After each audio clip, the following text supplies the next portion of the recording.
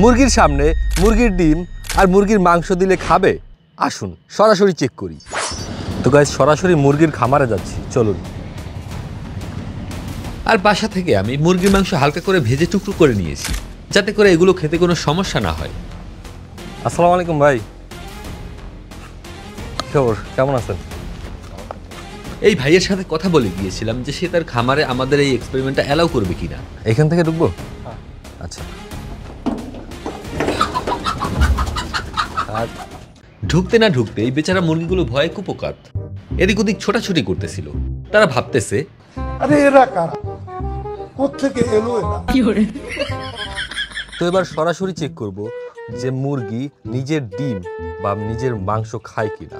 তবে তার আগে আমি নিজে খেয়ে দেখাবো, কারণ এগুলো খেয়ে মুরগি যদি কিছু হয়ে যায় তাহলে সব দোষ আমার উপরে পড়বে।